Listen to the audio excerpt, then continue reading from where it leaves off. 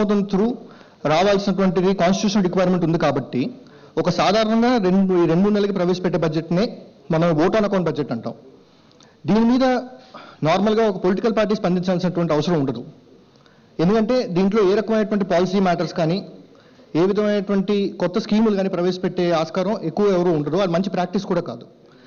కాకపోతే ఈసారి ప్రవేశపెట్టినటువంటి ఓట్ ఆన్ అకౌంట్ బడ్జెట్ కనుక మనం చూస్తే దీంట్లో ఈ ప్రభుత్వం ఒక విపరీతమైనటువంటి ఇన్ఫ్లేటెడ్ నంబర్స్ని పెట్టి మన జగన్ గారు చేసినటువంటి ప్రామిసెస్ని బడ్జెట్లోకి వస్తే ప్లస్ వీళ్ళు చేసినటువంటి దుబారాన్ని కలిపితే ఏ విధంగా బడ్జెట్ ఉండబోతుంది అనే విషయాన్ని మనసులో పెట్టుకుని ఈ బడ్జెట్ని ప్రవేశపెట్టారే తప్ప వాళ్ళు ఇప్పటిదాకా వాళ్ళ మేనిఫెస్టో ద్వారా లేకపోతే తద్వారా వాళ్ళు చేసినటువంటి హామీల ద్వారా ప్రజలకు ఏ అయితే విషయాలు నెరవేరుస్తామని చెప్పారో అవి ఎంతవరకు నెరవేర్చారు, ఇప్పుడు ఇంకా నెరవేర్చడానికి ఎంతవరకు నిధులు కావాల్సి వస్తాయి అనే విషయాన్ని దృష్టిలో పెట్టుకుని మాత్రం ప్రవేశపెట్టలేదు. ఉదాహరణకు మనం చూస్తే మేనిఫెస్టోలో వాళ్ళు చెప్పినటువంటి అగ్రికల్చర్ రుణమాఫీ గురించి మాట్లాడారు. ఎక్కడా దాని గురించి బడ్జెట్లో ప్రస్తావన లేదు. అగ్రికల్చర్ బడ్జెట్ 15,000 కోట్లు పెట్టారు.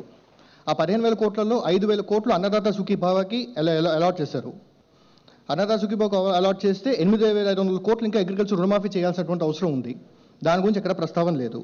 డ్వాక్రా రుణాలు మాఫీ చేస్తామని చెప్పారు. వాటి మాఫీ గురించి ఎక్కడ ప్రస్తావన లేదు. అదేవిధంగా యువనేస్తం ముఖ్యమంత్రి యువనేస్తం అనే పథకాన్ని వాళ్ళు ప్రవేశపెట్టి దాదాపుగా ఈ 60 నెలలకి నిరుద్యోగులందరికీ 1,20,000 రూపాయలు ఇవ్వాల్సినటువంటి అవసరం ఉంటే దాదాపుగా లాస్ట్ 1-2 మంత్స్ నుంచే ఒక దాదాపు 1,000 రూపాయలు ఇస్తూ 2,000 రూపాయలకి ఇస్తామని చెప్పి 1,000 రూపాయలు ఇస్తున్నారు తప్ప వీళ్ళ ఇచ్చినటువంటి ప్రామిస్ని వీళ్ళు నెరవేర్చుకోవట్లేదు. ఇదే విధంగా మనం ఇటీవల ఇచ్చినటువంటి పసుపు కుంకుమ ప్రామిస్ చూస్తే 10,000 రూపాయల పోస్ట్ డేటెడ్ చెక్స్ ఇస్తామని చెప్పారు 93 లక్షల మహిళలకి, ఎస్ఎస్జి మెంబర్స్కి. ఇది కనుక ఇచ్చుంటే వీళ్ళు దాదాపుగా ఒక 9,300 కోట్ల బడ్జెట్ ప్రవేశపెట్టుండాలి. కాకపోతే వీళ్ళు పెట్టిన బడ్జెట్ కనుక చూస్తే ఈ సంవత్సరం 1,700 కోట్లు మాత్రమే పెట్టారు. వచ్చే సంవత్సరం 4,000 కోట్లు పెట్టారు. వీళ్ళ మొదటి చెక్ ఫిబ్రవరిలో ఇచ్చి ఉండాల్సిన అవసరం ఉంది. రెండో చెక్ మార్చిలో ఇవ్వాల్సినటువంటి అవసరం ఉంది. సో ఈ 2 చెక్కులు కలిపి కనీసం ఒక 6,000 కోట్ల రిక్వైర్మెంట్ ఉంటే వీళ్ళు 1,700 కోట్లు మాత్రమే దీంట్లో పెట్టారు. సో ఇది వీళ్ళు ఉచితంగా ఇచ్చే ఉద్దేశం వీళ్ళకి ఉందా, ఉచితంగా ఇచ్చే ఉద్దేశం వీళ్ళకి లేదా అనే విషయం ఈ బడ్జెట్లో ఎక్కడా కూడా క్లారిటీ లేదు.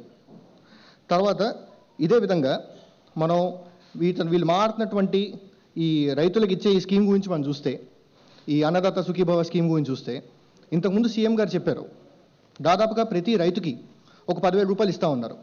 ఆ విధంగా చూస్తే ఒక 8,500 రూపాయలు ఎట్లీస్ట్ బడ్జెట్లో కేటాయించి ఉండాలి. దాని గురించి ఎక్కడ ప్రస్తావన లేదు. పోనీ ఒక ఎకరానికి 10,000 రూపాయలు ఇస్తామనే విధంగా చూస్తే కనీసం ఒక 1,60 లాగా ఎకర్ ఉండ దీంట్లో మీరు అట్లీస్ట్ ఒక 16,000 కోట్ల బడ్జెట్ మీరు పెట్టి ఉండాలి ఆ స్కీమ్ కోసం మాత్రమే. అది కూడా ఎక్కడ వీళ్ళు దీంట్లో కేటాయించిన విధానం కనిపించట్లేదు. ఇప్పుడు మనం ఈ నంబర్స్ కనుక చూస్తే బడ్జెట్లో వీళ్ళు ప్రవేశపెట్టిన నంబర్స్ కనుక చూస్తే వీళ్ళు ఒక 2,26,700 కోట్ల బడ్జెట్ ప్రవేశపెట్టారు. దీంట్లోని కాంట్రా ఎంట్రీస్ అంటే వీళ్ళు అప్పులు తీర్చడానికి చేసినటువంటి అప్పులు అనేటువంటి ఫిగర్ కనుక మనం మినహాయిస్తే ఇది 2,11,260 కోట్లు బడ్జెట్ వీళ్ళు ప్రవేశపెట్టారు ఈసారి 2019-20కి వీళ్ళు ప్రవేశపెట్టి. దీంట్లో మనం ముఖ్యంగా గమనించాల్సినటువంటి విషయం ఏంటంటే 2017-18కి కాను వీళ్ళు ఈరోజు రిలీజ్ చేసినటువంటి అకౌంట్స్ ప్రకారం 1,37,484 కోట్లు ఎక్స్పెండిచర్ ఇంకర్ చేస్తే దాన్ని ఒక్కసారిగా 2,11,000 కోట్లకి వీళ్ళు ఇంక్రీజ్ చేశారు 2 ఏళ్లలో. ఇది అసలు ఏ విధంగా సాధ్యం అవుతుంది? 2015-16లో వీళ్ళ ఎక్స్పెండిచరు 1,11,000 కోట్లు అయితే 2017-18కి వీళ్ళ ఎక్స్పెండిచరు 1,37,000 కోట్లు అయింది. అంటే దాదాపుగా ఒక 27,000-25,000 కోట్లు పెరిగింది. ఇది కొంతవరకు జరగచ్చని మనం నమ్మచ్చు. అంతేగాని 1,37,000 కోట్లు 2,11,000 కోట్లు ఏ విధంగా పెరుగుతున్నటువంటిది అది మరి ఏ రకంగా వీళ్ళు అంచనాలకు వచ్చారనేటువంటి విషయం మరి వాళ్ళకే వదిలేయాలి. ముఖ్యంగా మనం దీంట్లో చూస్తే వీళ్ళు ఏ రాష్ట్రానికైనా రెవెన్యూ రిసోర్సెస్ కనుక మనం చూస్తే ట్యాక్స్ రెవెన్యూస్ ఉంటాయి, state share and central taxes ఉంటాయి, నాన్ ట్యాక్స్ రెవెన్యూస్ ఉంటాయి, మరియు సెంటర్ నుంచి రావాల్సినటువంటి grants in aid and contributions ఉంటాయి. వీళ్ళు గ్రాంట్స్ ఇన్ ఎయిడ్ అండ్ కాంట్రిబ్యూషన్స్లో దాదాపుగా 60,000 రూపాయలు వస్తాయని చూపిస్తున్నారు, 60,000 కోట్లు వస్తాయని చూపిస్తున్నారు 2019-20కి. కాకపోతే గ్రాంట్స్ ఇన్ ఎయిడ్ ఇప్పటిదాకా ఏ సంవత్సరానికి కూడా 20,000 కోట్లు దాటినటువంటి దాఖనాలు లేవు. ఈ సంవత్సరం కూడా ఈ బడ్జెట్తో పాటే 2018-19కి సంబంధించినటువంటి రివైజ్డ్ ఎస్టిమేట్స్ కూడా వీళ్ళు ప్రవేశపెట్టారు. ఆ రివైజ్డ్ ఎస్టిమేట్స్ కనుక మనం ఒకసారి చూస్తే వీళ్ళు చెప్తున్న ప్రకారం grants in aid and contributions ఒక 50,000 కోట్లు వస్తాయని చెప్తున్నారు. ఇది కనుక నిజమైతే ఈ సంవత్సరం ఈ పాటికి ఆల్రెడీ ఒక 10 నెలలు గడిచాయి. సెప్టెంబర్ వరకు ఎంత నిజంగా వచ్చింది అనే ఫిగర్ సిఏజీ వెబ్సైట్లో ఉంది. సో సెప్టెంబర్ కనీసం 20,000 కోట్లు 30,000 కోట్లు వస్తే దాని తర్వాత మిగతా 6 నెలల్లో 50,000 కోట్ల వరకు వస్తాయి పూర్తిగా అనే విషయం మనం నమ్మొచ్చు. కాకపోతే ఒకసారి వాళ్ళ వెబ్సైట్ సిఏజీ వెబ్సైట్లో ఆంధ్రప్రదేశ్ గవర్నమెంట్ ఇచ్చినటువంటి అకౌంట్స్ మనం చూస్తే సెప్టెంబర్ వరకు గ్రాంట్స్ ఇన్ ఎయిడ్ రూపంలో వీళ్ళకి వచ్చినది కేవలం 12,000 కోట్లు మాత్రమే. ఈ 12,000 కోట్లు మొదటి 6 నెలల్లో వస్తే రెండో 6 నెలల్లో ఈ 12,000 కోట్లు కాస్త ఇంకో 40,000 కోట్లు ఎక్కడి నుంచి వస్తాయి వీళ్ళకి సెంట్రల్ గవర్నమెంట్ ఇచ్చిన విషయం మనకు అర్థం కాదు. మనకి అది ఇంకా అదనంగా పెంచి ఒక దాదాపుగా 61,000 కోట్లు వస్తే వీళ్ళు ఇప్పుడు ప్రవేశపెట్టినటువంటి ఈ బడ్జెట్ నెరవేరుస్తామని చెప్తున్నారు తప్ప నార్మల్గా వీళ్ళ దగ్గర ఈ బడ్జెట్ నెరవేర్చడానికి ఎటువంటి రిసోర్సెస్ లేవన్న విషయం మనకి చూస్తే క్లియర్ కట్గా అర్థమవుతుంది. ఇదే విధంగా మనం ఒకసారి చూస్తే 2018-19కి ప్రవేశపెట్టినటువంటి రివైజ్డ్ ఎస్టిమేట్స్ మనం చూస్తే ఇప్పుడు దీంట్లో వీళ్ళు మనం చూపిస్తోంది రెవెన్యూ డెఫిసిట్ 2,500 కోట్ల రెవెన్యూ డెఫిసిట్ వీళ్ళు మనం చూపిస్తున్నారు. కాకపోతే మనం సిఏజీ వెబ్సైట్కి వెళ్ళి చూస్తే వీళ్ళకు ఉన్నటువంటి ఫస్ట్ 6 monthsలోనే వీళ్ళు దాదాపుగా 9,000 కోట్ల రెవెన్యూ డెఫిసిట్ ఉంటే ఈ రెవెన్యూ డెఫిసిట్ ఎలా తగ్గింది వచ్చే 6 నెలల్లో? దీనికి మళ్ళీ ఎవరి దగ్గర సమాధానం ఉండదు.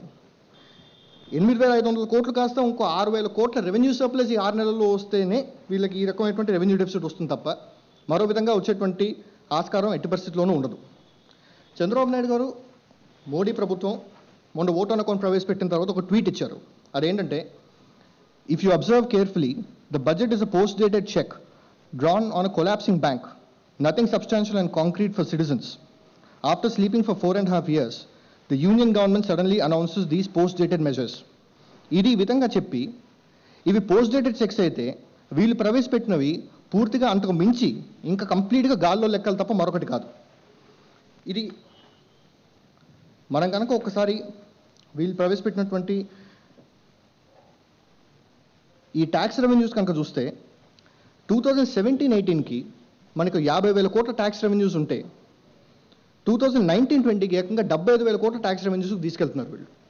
ఇది ఏ విధంగా సాధ్యమవుతుంది అనేటువంటిది మనకి ఎంత ఆలోచించినా మనకి బోధపడదు. అంటే విపరీతంగా ట్యాక్సులు పెంచుదామని ఉద్దేశమా? బికాజ్ వీళ్ళు చెప్తున్న జిఎస్డిపి నంబర్స్ దాదాపుగా 10 లక్షల కోట్లు ఉన్నాయి. 10 లక్షల కోట్ల జిఎస్డిపి నంబర్లు కనుక మనం చూస్తే ఇంత ట్యాక్స్ రెవెన్యూస్ రేజ్ చేయడం అనేటువంటిది చాలా కష్టమైనటువంటి విషయం. ఇప్పుడు వీళ్ళు చెప్తున్న ట్యాక్స్ రెవెన్యూస్ రావడం, సెంటర్ నుంచి విపరీతమైనటువంటి సపోర్ట్ ఉంది 60,000 కోట్లు వీళ్ళ గ్రాంట్స్ నేరుగా రావడం, ఇవన్నీ జరిగితేనే వీళ్ళు ఇప్పుడు చెప్తూ నెరవేర్చగలుగుతారు తప్ప ఇంకో రకంగా అయితే వీళ్ళు నెరవేర్చేటువంటి పరిస్థితి లేదు ఈ 2,27,000 కోట్ల బడ్జెట్. తర్వాత మనం చూస్తే వీళ్ళు ఈ ఫిజికల్ డెఫిసిట్ వీళ్ళు ఇస్తున్న నంబర్స్ ప్రకారమే దాదాపుగా 33,000 కోట్లు. ఇన్ని విషయాల్లో వీళ్ళకి అదనంగా వీళ్ళకి రెవెన్యూస్ వస్తే కూడా ఒక 33,000 కోట్ల ఫిజికల్ డెఫిసిట్ ఇంకర్ చేస్తామని చెప్పి వాళ్ళ లెక్కల ప్రకారం చెప్తున్నారు. ఫిజికల్ డెఫిసిట్ మనకి అందరికి తెలిసిన విషయం, ఎఫ్ఆర్బిఎం చట్టం ప్రకారం 3% ఉండాలి జిఎస్డిపికి. వాళ్ళు చెప్తున్న జిఎస్డిపి ఒక 10 లక్షల కోట్లు ఉందనుకుందాం. ఏ రకంగా చూస్తే 30,000 కోట్లు దాటడానికి వీల్లేదు. సో వీళ్ళు ఇప్పుడు ఇచ్చిన ప్రకారం దాదాపుగా 33,000 కోట్లు వీళ్ళు ఈ సంవత్సరం అవుతామని చెప్తున్నారు. అండ్ ఇంతకు ముందు సంవత్సరం ఆల్రెడీ 40,000 కోట్లు ఫిజికల్ డెఫిసిట్ ఇంకర్ చేస్తున్నారు. అంటే ఇంకా ఎంత మేరకు అప్పుల భారం ప్రజల మీద పెంచుదామనే ఉద్దేశంలో వీళ్ళు ప్రవర్తిస్తున్న విషయం అనేటువంటి అందరూ ఆలోచించాలి. ఈరోజు దాదాపుగా 2,60,000 కోట్ల అప్పు భారం ప్రజల మీద ఉంది. ఇది ప్రజల మీద విపరీతమైనటువంటి భారం. దాదాపుగా వీళ్ళు చూపిస్తున్న లెక్కల ప్రకారం 18,000 కోట్ల ఇంట్రెస్ట్ భరించాల్సిన అవసరం ఉంది గవర్నమెంట్కి. వీళ్ళు ఇచ్చే శాలరీస్, వీళ్ళు ఇచ్చే పెన్షన్స్ ఇవన్నీ కాకుండా ఒక 18,000 కోట్లు ఓన్లీ రెవెన్యూకి, ఓన్లీ ఇంట్రెస్ట్కి, వీళ్ళు తీసుకున్నటువంటి అప్పుల మీద ఇంట్రెస్ట్ కట్టడానికే వీళ్ళకి ఖర్చు అయ్యేటువంటి పరిస్థితి. ఇది పోతూ ఇంత అప్పులు వీళ్ళు చేస్తూ పోనీ క్యాపిటల్ ఎక్స్పెండిచర్ అని ఎంకరేజ్ చేస్తున్నారా? క్యాపిటల్ ఎక్స్పెండిచర్లో దాదాపుగా కంట్రీలోనే వన్ ఆఫ్ ది లోయెస్ట్గా ఉన్నాం మనం. కొత్త రాష్ట్రం వచ్చింది, విపరీతమైనటువంటి క్యాపిటల్ ఎక్స్పెండిచర్ ఎంకరేజ్ చేయాల్సినటువంటి అవసరం ఉంది. క్యాపిటల్ ఎక్స్పెండిచర్ ఎక్కడా కూడా ఎంకరేజ్ చేయకుండా మొత్తం పూర్తిగా దుబారా చేసి రెవెన్యూ ఎక్స్పెండిచర్కే వినియోగించి ఈరోజు వీళ్ళు ఇంత అప్పుల భారంలో ప్రజలు ముంచేయడం అనేది చాలా దురదృష్టకరమైనటువంటి విషయం. ఇది పూర్తిగా తీవ్రంగా ఖండించాల్సినటువంటి విషయం. ఇవి మామూలుగా మీ అందరి దృష్టికి తీసుకుందాం ఉద్దేశంతో మేము ఒక ప్రయత్నం చేశాం. ఇచ్చింది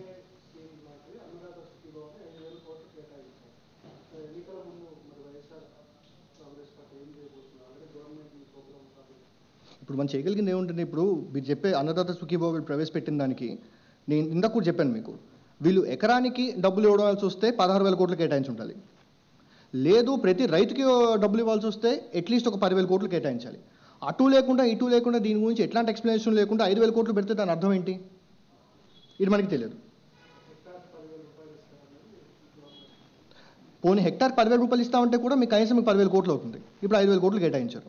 మీకు అదే అవుతుంది ఇక్కడ. మీకు బడ్జెట్లో ఏమవుతుందంటే ఈవెన్ దీనికి కూడా ఈ సెల్ఫ్ హెల్ప్ గ్రూప్స్కి, ఈ డ్వాక్రా మహిళలకు ఇస్తామన్న డబ్బుల విషయం కూడా చూస్తే దాదాపుగా 9,000 కోట్లు అయ్యేదానికి వీళ్ళు ఇక్కడ కేటాయించిన 5,700 కోట్లు మాత్రమే. దీనికి మరి వాళ్ళు ఏదో ఒక విధంగా సమాధానం చెప్తారో మరి చూడాలి మనం. అంటే వీళ్ళకి నిజంగా ఇది ఇచ్చే ఉద్దేశం ఉందా? ఉచితంగా ఇచ్చే ఉద్దేశం ఉందా? మళ్ళీ వాళ్ళు అడిగితే ఇంతకు ముందు ఇచ్చిన విధంగానే ఇస్తామని చెప్తున్నారు, ఇంతకుముందు ఉచితంగా అయితే ఇవ్వలేదు. సో వీళ్ళు ఏ ఉద్దేశించి ఈ రకంగా నంబర్స్ ప్రవేశపెట్టారన్న విషయం మరి మనం అందరూ ఆలోచించాలి.